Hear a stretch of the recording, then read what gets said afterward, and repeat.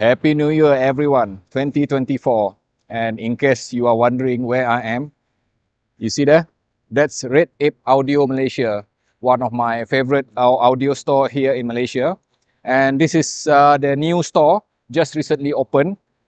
It is one of the reasons that I'm here today is that because I am picking up my Sennheiser HD 650 here, which I am getting from Red Ape Audio. But also, I'll be covering a bit of quick impression on this Moondrop MAY IEM. So let's join me, find out how does this unit sounds like. So let's just try out this Moondrop MAY here. And looking at the specification itself, so just a quick one. This is a 10mm sapphire plated diaphragm dynamic driver with 6mm annular magnetic planar. So it's a hybrid, dual hybrid. So this is the IM itself. Candid sound impression, as I would call it. So I'm just going to listen to this, to some songs, and try to describe what sort of sound that I'm hearing. Okay. So in order to do this, the version that I have here is I think it comes only in DSP model, right?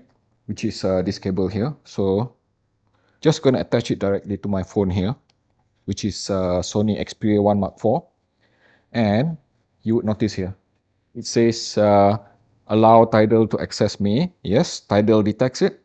So I'm just going to use Tidal, right? UAPP also detects it, but not going to allow it because I'm just not going to use Tidal. And for this Candid sound impression, I'm going to be using this particular playlist, which I am sharing with you in the description below. It's called Audition Tracks. So let's just kick it off.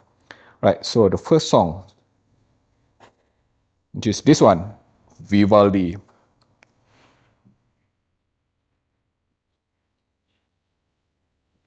All right, so this is what I'm hearing. Okay, definitely one thing I would say that the tuning for this Moondrop may not be suitable for classical music because first, the attack of the instrument does not sound crispy enough, or I think it relates more to transparency of instrument on the upper mid range. So the attack is okay. It's kind of like solid, but not crispy enough as how I would prefer it. But I don't think the tuning for this Moondrop MAY is suitable for classical. But the good thing is that what I'm hearing is that the sound stage is quite open. I feel it is holographic and spacious. So let's just move on to the next song, which is my favorite here. Diana Krall, I Remember You. One thing I can tell you, the first thing that I'm hearing here is that the dominance of the lower frequency. This thing have very powerful bass, lower frequency, especially from the mid bass all the way to the sub bass, especially the sub bass. The presence is quite strong, and the vocal itself, I think there's a hint of warmth there.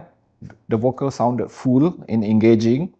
Her contralto vocal, chesty, and the micro details, it's quite good, I would say, because it was able to pick up the small nuances like ting, the sparkle on the upper frequency. Yeah, I would say that this Moondrop MAY is suitable for modern jazz, especially something like Diana Krall, Alison Krauss. Goodbye is all we have. Impressive. The vocal is quite frontal, I would say, rich sounding, perhaps a bit sharp on some of the Pina region, which is the upper mid range, I would say, right?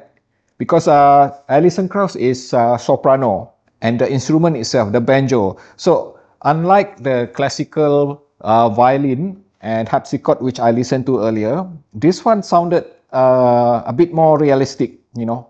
The definition, the resolution of the instrument itself sounded correct to my ears. I would even say that this Moondrop MAY is super suitable for soprano type of vocal. So we are talking about somebody like, you know, Alison Krauss or even Mariah Carey, which is soprano alto. And now let's try listening to something a bit crazier. Like this Majestic Mass. This is heavy metal with black metal accent. Very harsh music. I think there's an issue here. I don't think Moondrop MAY is suitable for this kind of music. First, because the mid bass is not strong enough. I think perhaps because The basis for this Moondrop MAY is more like Harman sort of tuning. So the mid bass, despite sounding a bit strong with jazz earlier, but it wasn't impactful enough for metal music. But the sub bass is good. But perhaps the most troubling thing that I'm hearing right now is the control on the upper frequency. It's kind of a bit too energetic with the treble itself, with the cymbals. All right, so just make it simple. Moondrop may not be suitable for harsh sounding music. Harper Lewis by Russian Circle. Now we are talking. That sub bass that I mentioned earlier, it's really prominent here. The kick drum, and the cymbal sounded much better as well. Now let's hear the guitar. Wait. And the guitar kicks in. All right, similar to the one that I heard from Alison Krauss with the banjo string instrument. So I would even say that aside from harpsichord, violin, violas, for guitar and banjo, Moondrop MAY sounded accurate, sounded solid. Okay, let's do this. Try this with something which is a bit more modern. And I think this is one of the reasons that why you want to have Moondrop MAY. Let's just try it with electronic music. And for this purpose, I am using this Kraftwerk Radio Activitat. Now we are hearing why the tuning is so suitable for this, type of music. The sub bass, it's like, subwoofer kind of effect. Electronic bass. The mid bass, the sub bass, sounded so crisp and clean, fast and tidy. And the synthesizer is just so resolving and clean. Yep, definitely. So it is just safe to say that Moondrop MAY, if you listen to electronic music, dance music, techno, or even pop music like Madonna, definitely so very suitable. I would just simply say that, if you need a bit more of accuracy, listening to classical music or even some technical jazz, perhaps this is not so transparent. The tuning for this Moondrop MAY, as how I'm hearing it, right, candidly as it is, this is definitely meant for fun sort of sound indulgence.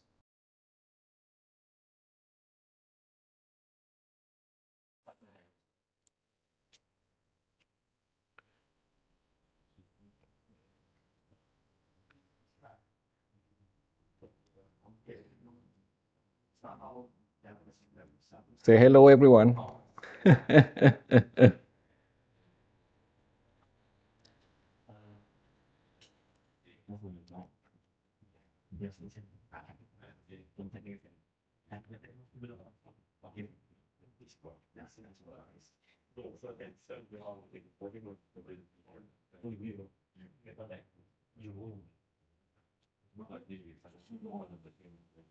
What you see on the cabinet there is all the sample that you can try before you decide to purchase.